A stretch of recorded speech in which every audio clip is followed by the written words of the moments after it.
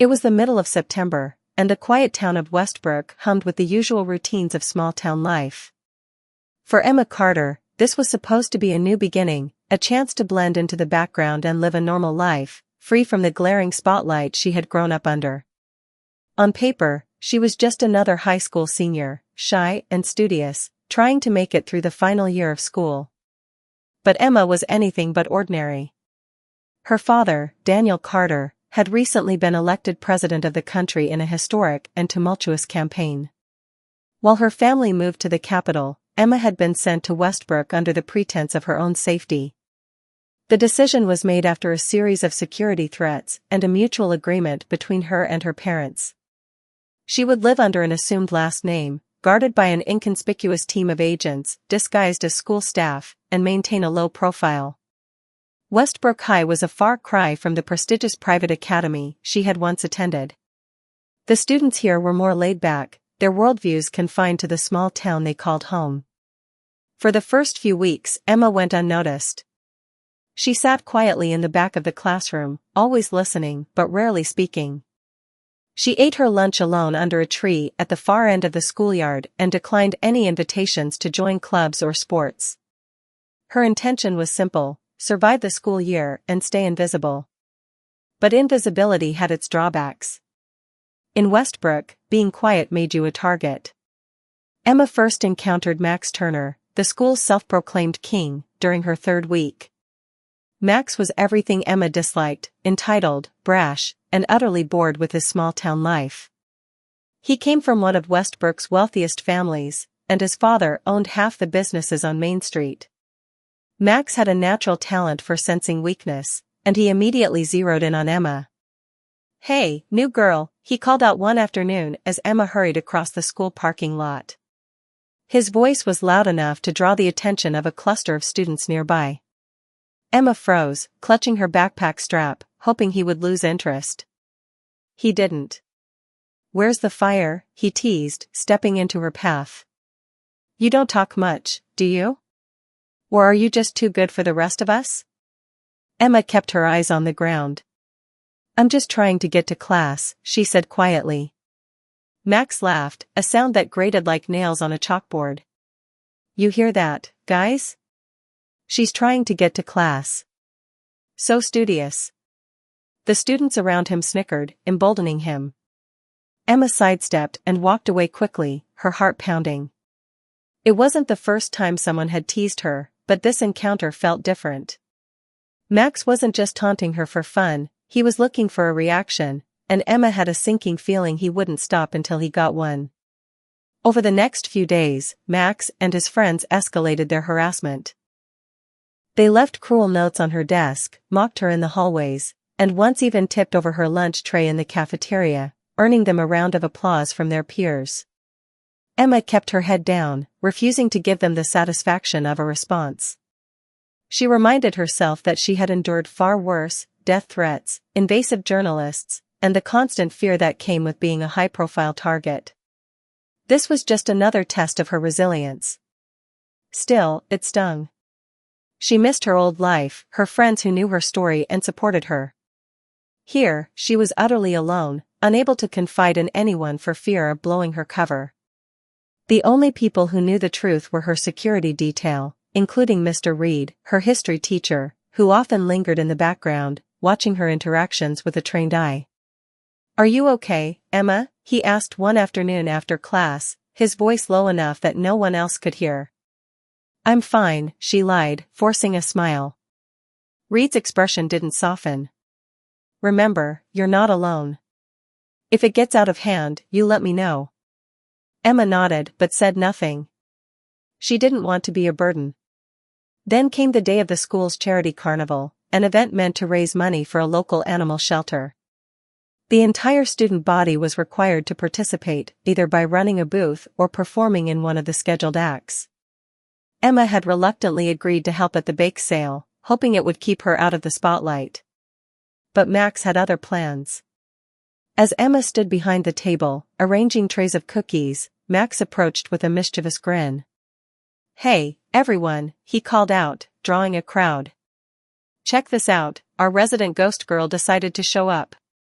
Emma's stomach twisted, but she forced herself to ignore him. Max grabbed a cupcake from the table and held it up. "Let's see if she can talk today," he said, stepping closer. "What's your favorite flavor, Emma?" "Oh, wait, you probably don't eat sugar, right?" "Too perfect for that."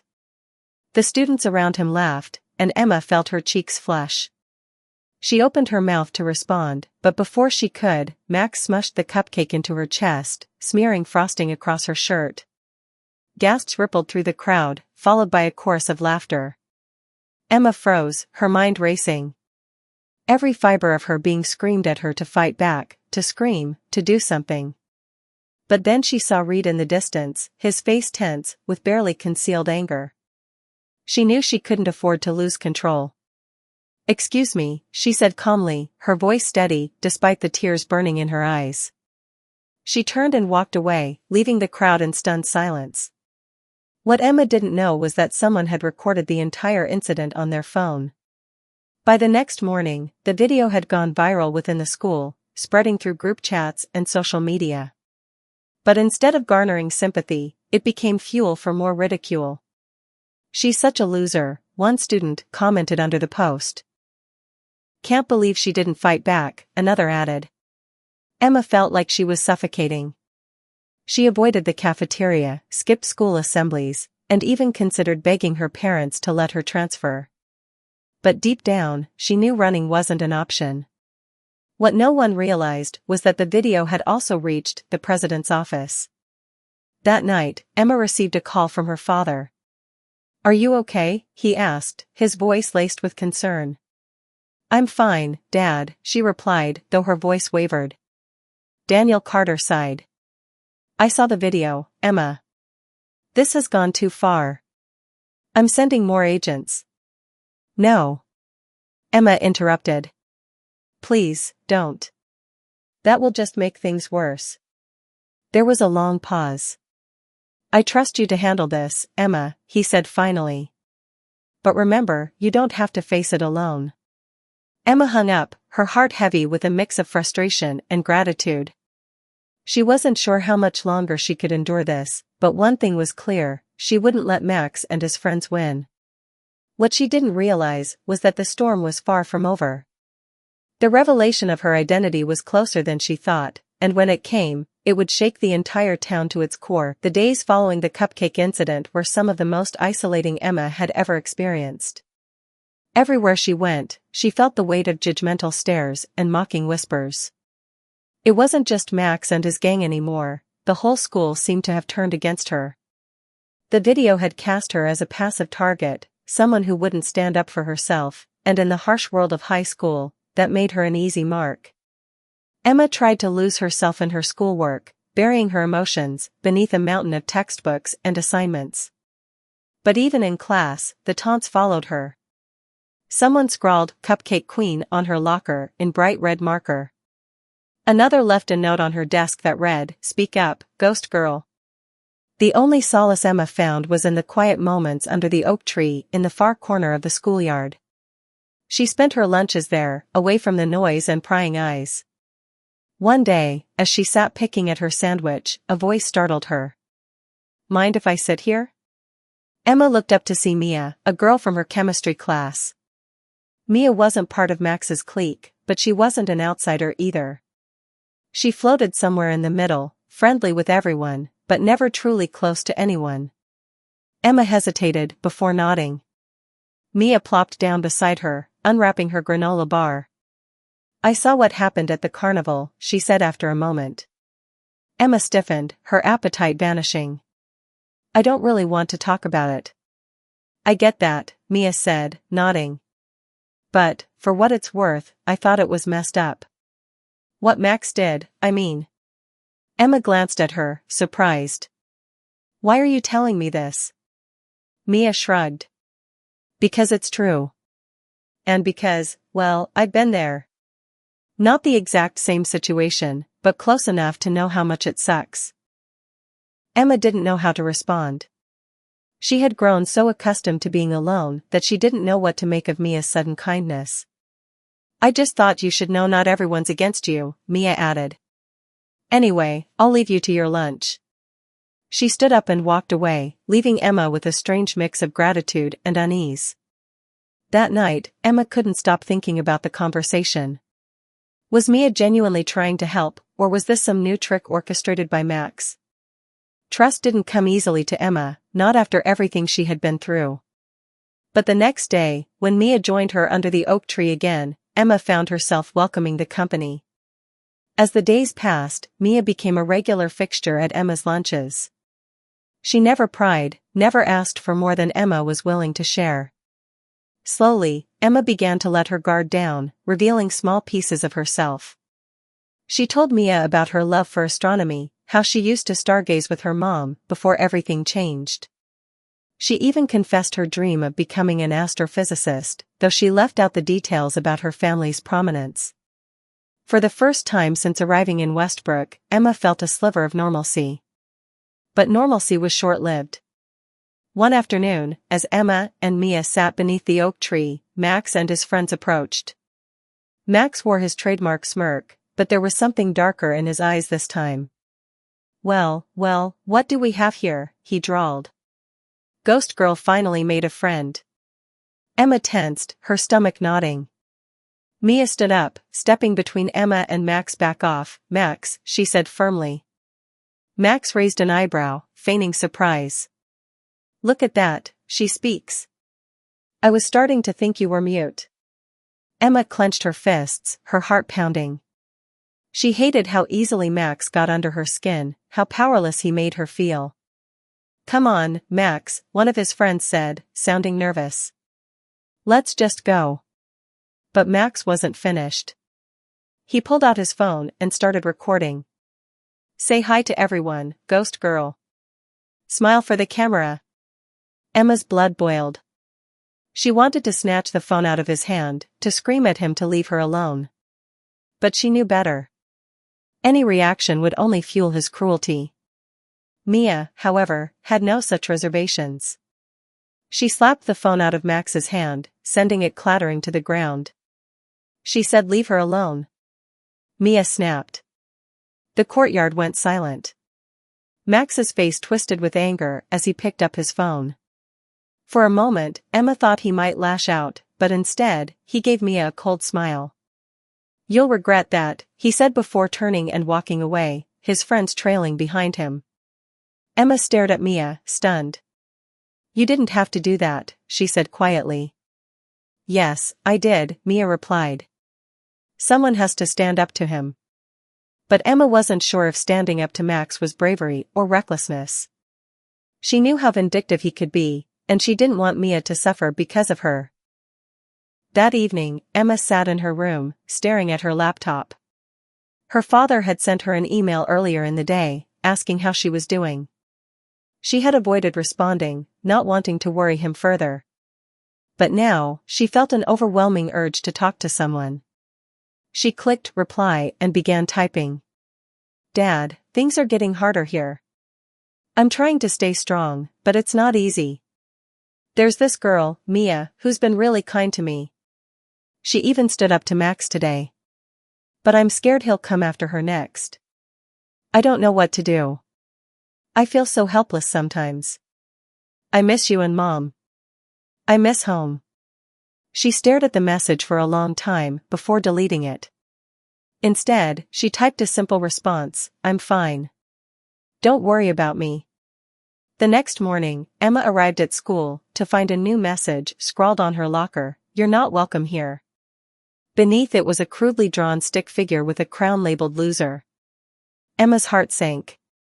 She had thought things couldn't get worse, but Max was determined to prove her wrong. As she stood there, trying to decide whether to clean it off or leave it, Mia appeared beside her. "Looks like Max is at it again," Mia said, her voice filled with contempt. Emma nodded, too tired to speak. "Don't worry," Mia added. "He'll slip up eventually. Guys like him always do." Emma wanted to believe her, but the weight of the situation felt unbearable. She knew it was only a matter of time before Max crossed a line he couldn't come back from. And when that happened, everything would change.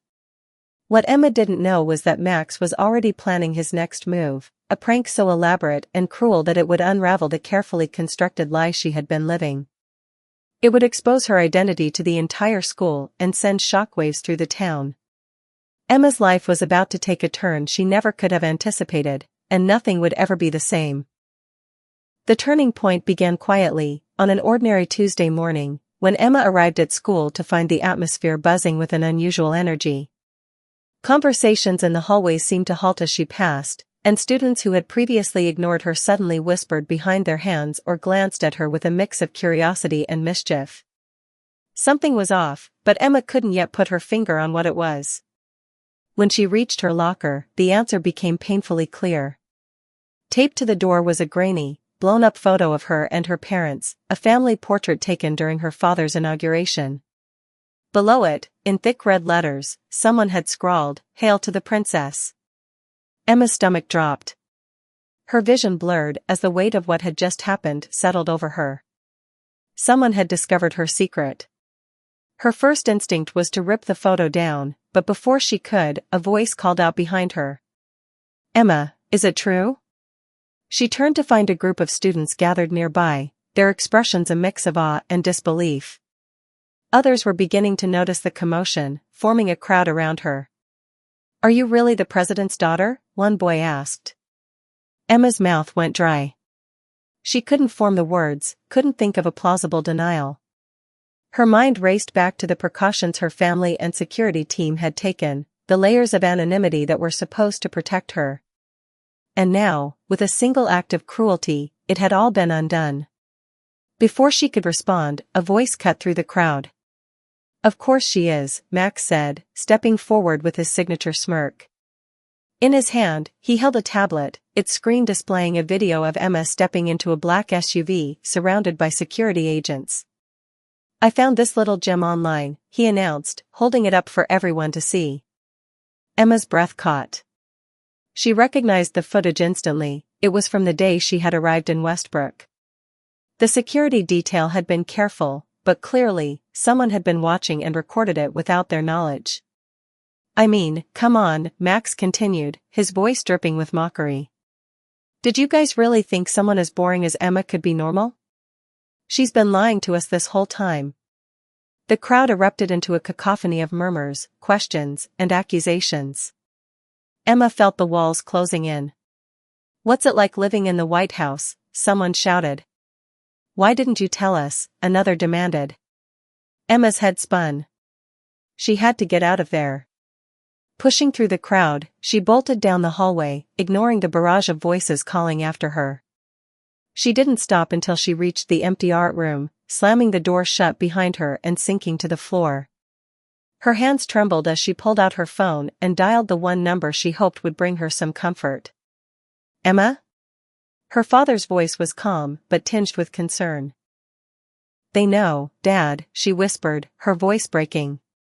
"They know who I am." There was a pause, then a heavy sigh. "How?" "Someone recorded me when I got here," she explained, wiping away tears. "They've been spreading it around the school." "I'll handle it," he said firmly. "We'll increase security, move you somewhere else if we have to." "No." Emma interrupted. "I don't want to run away again. I need to figure this out on my own." "Emma," her father said softly, "you don't have to prove anything to anyone. But if you're sure about staying, then I'll respect your decision. Just promise me you'll let me know if things get worse." "I promise," she said, though the words felt hollow. When she hung up, she sat in the silence of the art room, trying to steady her breathing. She knew the next few days would be unbearable, but she had made her choice. She would face whatever came next. By lunchtime, the news had spread beyond the school. Local media outlets picked up the story, and reporters began gathering outside the school gates, hoping to catch a glimpse of the president's daughter. The principal tried to restore order, but the situation spiraled out of control. Students posed for selfies in front of Emma's locker, now a makeshift shrine to her unwanted fame. Some even live-streamed their reactions, tagging her in posts with captions like "Guess who's been hiding in plain sight." Max, of course, basked in the chaos he had created. He strutted through the hallways, reveling in his newfound notoriety. But his glee was short-lived. That afternoon, a black SUV pulled into the school parking lot, and two men in dark suits stepped out. They marched into the building, their presence sending a ripple of unease through the student body. Within minutes, Max was called to the principal's office. The confrontation that followed was brief but explosive. The agents presented Max with a cease and desist letter, warning him that further harassment of Emma would result in serious legal consequences. They confiscated his tablet and issued a stern reminder that cyberbullying was not only unethical but could also carry criminal charges. When Max returned to class, his face was a mask of barely concealed fury. He had been humiliated in front of the entire administration, and Emma knew he wouldn't let it go. The next day, he proved her right. Emma arrived at school to find her desk vandalized with crude drawings and hateful messages. Her textbooks had been stolen, and her locker had been stuffed with shredded paper and trash. It was clear that Max had enlisted others in his campaign against her. But Emma wasn't alone anymore. Mia stood by her side, helping her clean up the mess and offering words of encouragement. Even a few other students, inspired by Mia's defiance, began to speak out against Max's behavior. "You don't have to fight this battle alone," Mia told her. Emma nodded, though doubt still lingered in her heart. She appreciated the support, but deep down, she knew that the only way to end this was to confront Max directly. That moment came sooner than she expected. One afternoon, as Emma walked to her next class, Max cornered her in an empty hallway. His usual smirk was gone, replaced by a cold, simmering anger. "You think you can just sick your Secret Service goons on me and get away with it?" he hissed. Emma met his gaze, refusing to back down. "You brought this on yourself, Max. All I ever wanted was to be left alone." Max stepped closer, his voice low and threatening. "This isn't over, Carter. You might be the president's daughter, but in this school, you're nothing." For the first time, Emma felt a spark of defiance ignite within her. She squared her shoulders and said, "Maybe I'm nothing to you, Max. But that says more about you than it does about me." Max's eyes narrowed, but before he could respond, a teacher appeared at the end of the hallway, forcing him to retreat. Emma watched him go, her heart pounding. She knew the fight wasn't over, but for the first time, she felt a glimmer of hope. She had faced him and refused to crumble. What Emma didn't realize was that her act of defiance would soon inspire others. The tide was beginning to turn, and the students of Westbrook High were about to learn that even the quietest voices could make the loudest impact. The next few days felt like a storm brewing on the horizon. Emma could sense the tension simmering in the hallways. Max wasn't the kind of person to take defeat lightly, and though he'd backed off in the moment, Emma knew it was only a matter of time before he made another move. Still, something was shifting. Mia's unwavering support and the quiet solidarity of a few other students had emboldened Emma in ways she hadn't expected. The first ripple of change came when Emma walked into the cafeteria and saw a group of students sitting at her usual table under the oak tree outside. For a moment, she hesitated, unsure whether they were there to mock her or join her. Then Mia waved her over with a bright smile.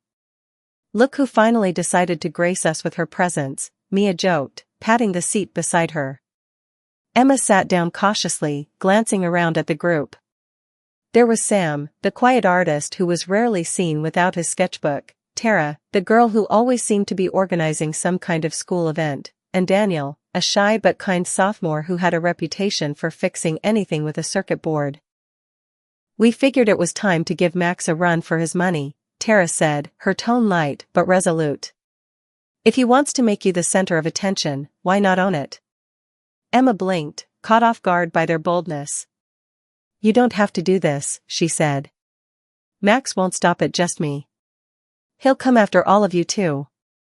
"Let him," Sam said, shrugging. "It's about time someone stood up to him." Emma looked at each of them, her chest tightening with a mix of gratitude and fear.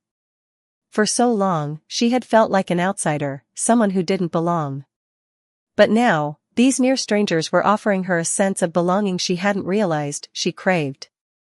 Their small act of defiance didn't go unnoticed. By the next day, more students had joined Emma at the oak tree.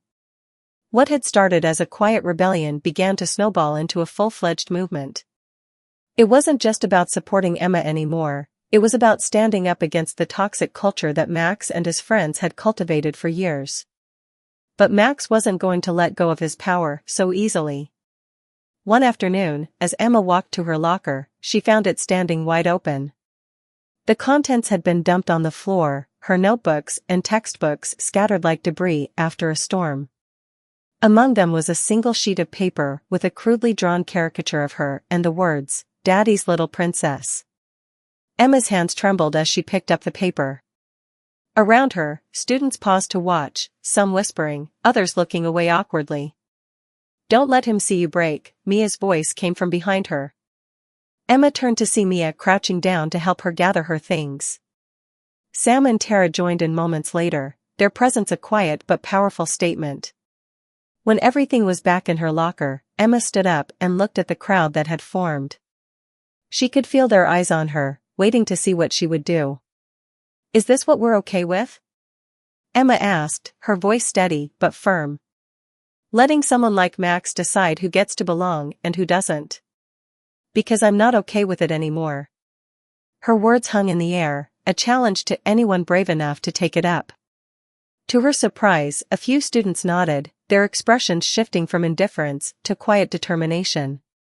Others murmured in agreement, and for the first time, Emma felt the weight of her isolation begin to lift. But Max wasn't done.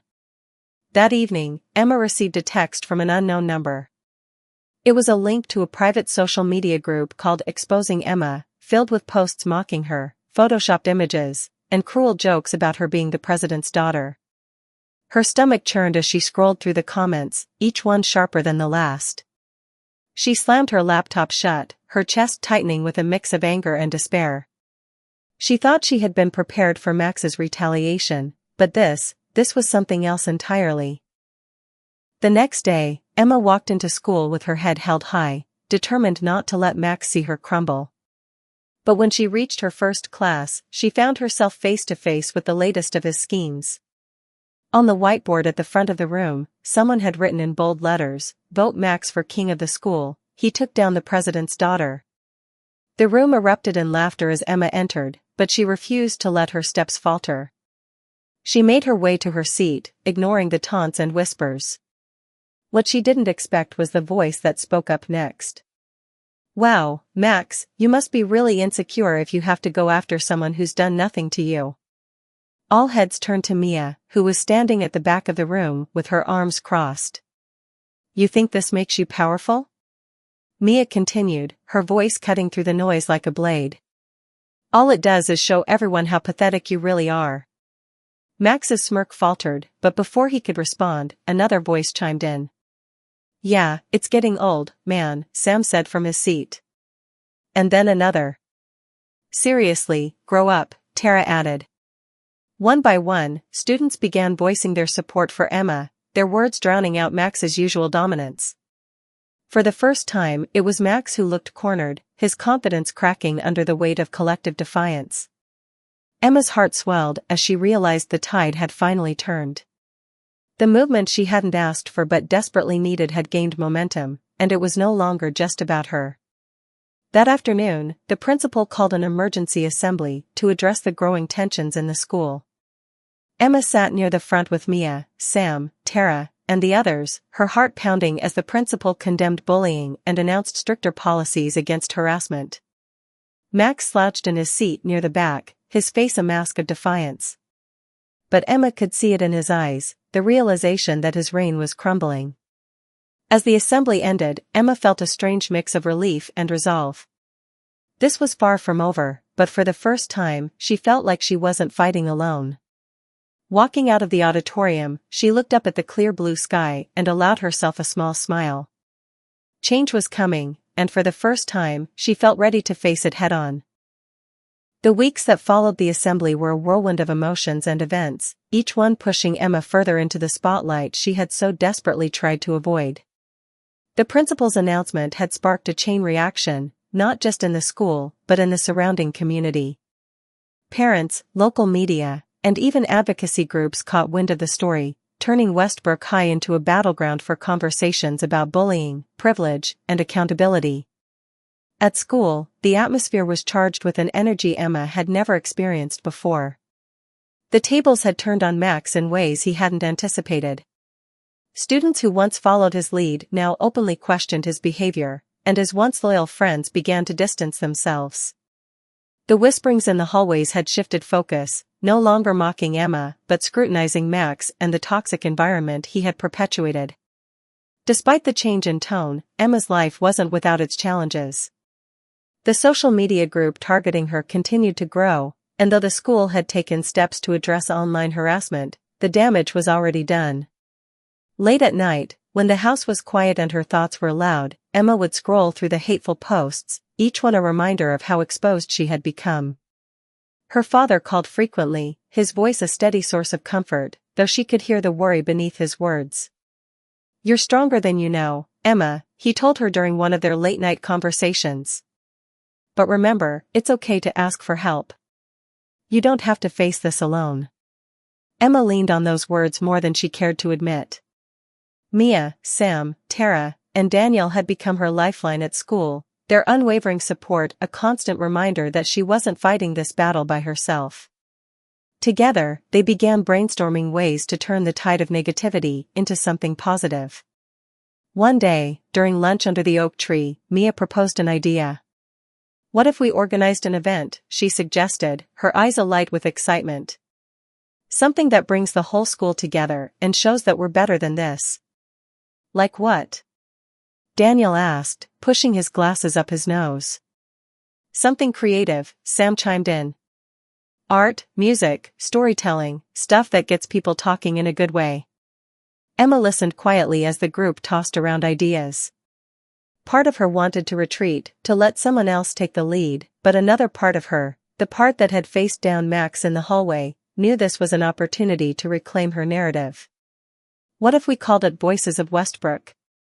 Emma said finally, her voice hesitant but gaining confidence as she spoke. "A showcase for students to share their stories, talents, and ideas. It could be a way to remind everyone that we're more than just the drama and bullying." The group fell silent, considering her words. Then Mia grinned. "I love it. Let's make it happen." The weeks leading up to the event were a flurry of activity. Flyers went up around the school, and students signed up to perform, share their artwork, or simply help with organizing. The buzz around Voices of Westbrook began to drown out the negativity that had plagued the school, giving Emma a sense of purpose she hadn't felt in months. Max, of course, tried to sabotage the event. He spread rumors that it was a publicity stunt for Emma, accusing her of using her father's influence to manipulate the school. But his words rang hollow. The momentum of the event had taken on a life of its own, and even his dwindling group of followers couldn't stop it. The night of the showcase arrived, and the school auditorium was packed. Emma stood backstage, her heart pounding as she listened to the hum of conversation and the occasional burst of laughter from the audience. She had volunteered to give a short speech at the end, a decision that both terrified and thrilled her. As the event unfolded, Emma watched in awe as her classmates took the stage, each performance a testament to the resilience and creativity that had been overshadowed by the school's toxic culture. There were songs, spoken-word poems, and heartfelt speeches about personal struggles and triumphs.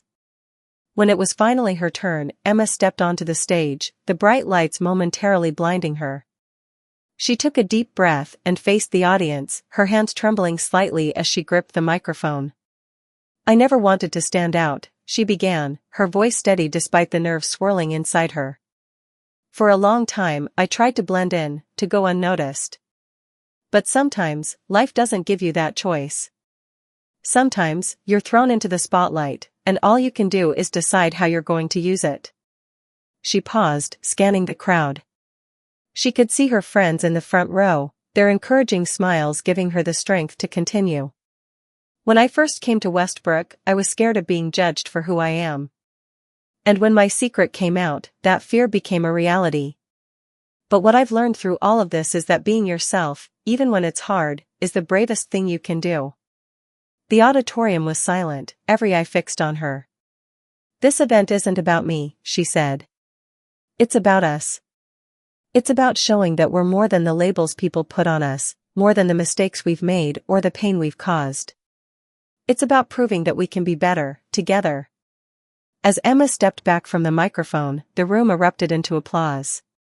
She felt a surge of emotion, a mixture of relief, pride, and gratitude that brought tears to her eyes. In the days that followed, the impact of Voices of Westbrook rippled through the school. Students who had once been divided by cliques and conflicts began to find common ground. The social media group targeting Emma was shut down, its members either disbanding or offering apologies. Even Max seemed to fade into the background, his influence diminished by the unity that had taken root. Emma knew the fight wasn't over, that bullying and negativity wouldn't disappear overnight. But for the first time, she felt like she was part of something bigger than herself, something that could create real change. And as she walked through the hallways, no longer hiding, she realized that she had found her voice, not as the president's daughter, but as Emma Carter. A girl who had faced the storm and come out stronger on the other side. As the weeks turned into months, the changes at Westbrook High began to solidify, transforming the school into something no one had quite expected. The toxic culture that had once seemed unshakable was now a faint shadow of its former self. Emma walked through the halls each day with her head held high, no longer dreading what might happen next. But what surprised her most wasn't the absence of bullying, it was the quiet strength she had discovered within herself. The aftermath of Voices of Westbrook had rippled far beyond the auditorium that night. Teachers, inspired by the students' unity, began introducing new programs focused on mental health and inclusivity. Clubs that had once struggled to gain traction were now thriving, their meetings filled with students eager to contribute to something meaningful. Even the town had taken notice, with local businesses and organizations reaching out to support the school's efforts. Emma found herself at the center of it all, though not in the way she had feared. Instead of being singled out, she became a symbol of resilience and hope. Students who had once ignored or ridiculed her now sought her out for advice or simply to say thank you. It was overwhelming at times, but Emma found solace in the friendships she had built with Mia, Sam, Tara, and Daniel. Together, they had become a team, a family of sorts, dedicated to ensuring the progress they had made wouldn't be undone. But not everyone was ready to let go of the past. Max, though diminished in influence, still lingered on the fringes, his resentment simmering beneath the surface. He avoided direct confrontation, but Emma could feel his presence like a cold draft in an otherwise warm room. She knew he wasn't finished, and she braced herself for whatever he might try next. One afternoon, as Emma sat under the oak tree with her friends, she received a text message from an unknown number. Her stomach tightened as she opened it, half expecting another wave of hate. Instead, she found a single sentence, "Meet me at the old football field after school." Her first instinct was to delete the message and move on, but something stopped her. Against her better judgment, she showed it to Mia and the others. "You're not seriously considering going, are you?" Mia asked, her brow furrowed with concern. "I don't know," Emma admitted. "But if it's Max, maybe it's time we finally put an end to this." "We'll come with you," Sam said firmly. "No," Emma replied, shaking her head. "If this is something I need to face, I have to do it alone." The words surprised even her, but as she spoke them, she realized they were true. This was her battle, and while she appreciated her friend's support, she needed to confront Max on her own terms. After school, Emma made her way to the old football field, her heart pounding with each step. The sun was beginning to set, casting long shadows across the overgrown grass. She spotted Max standing near the rusted goalpost, his hands shoved into his pockets. "You actually came," he said, his voice laced with surprise and something else, regret, perhaps? "What do you want, Max?" Emma asked, crossing her arms. He hesitated, glancing down at the ground before meeting her gaze. I wanted to talk." Emma raised an eyebrow. "Talk? After everything you've done, you think we can just have a conversation? Max sighed, running a hand through his hair. I messed up, okay? I know that. But it wasn't just about you. It was never about you. I don't know how to explain it. Try, Emma said, her tone firmer than she expected. Max took a deep breath. When you came to this school, it felt like my whole world shifted. Suddenly, you were all anyone could talk about, the president's daughter, this perfect, untouchable person. And I guess I felt threatened. Like I had to prove something. Emma stared at him, her emotions a swirling mix of anger, confusion, and a faint hint of pity. So you decided to tear me down, she said, her voice quiet but steady. To make me feel as small and insignificant as you did. Max flinched at her words, but didn't deny them. I'm not proud of what I did, he admitted. And I don't expect you to forgive me. I don't want to be that person anymore. Emma studied him, searching for any sign of deception. For the first time, she saw not the confident bully who had made her life miserable, but a deeply insecure boy trying to make sense of his mistakes. I don't know if I believe you, she said honestly. But if you're serious about changing, you'll have to prove it, not just to me, but to everyone you've hurt. Max nodded, a flicker of determination in his eyes. I will, he said. I promise. The conversation left Emma feeling unsettled but strangely lighter. As she walked away from the field, she realized she wasn't carrying the same weight of anger and resentment she had before. In the weeks that followed, Max began to make small but noticeable changes. He apologized to students he had bullied, stepped down from leadership roles he had used to intimidate others, and even joined the planning committee for the school's next event. It wasn't an instant transformation, but it was a start. For Emma, life continued to evolve. She threw herself into her studies, her friendships, and her newfound role as a leader in the school community. She still had moments of doubt and fear, but they no longer defined her. One evening, as she sat under the oak tree with Mia, Sam, Tara, and Daniel, she looked around at their laughing faces and felt a surge of gratitude. The journey had been painful, but it had also been transformative. I never thought I'd say this, she said, smiling softly, but I'm glad I came to Westbrook. Mia grinned, throwing an arm around her shoulders. We're glad you did too, Carter. Now, let's see what other trouble we can stir up. As laughter filled the air, Emma realized that the storm she had faced hadn't broken her, it had shaped her into someone stronger, braver, and more capable than she had ever imagined. And for the first time in a long time, she felt truly at peace.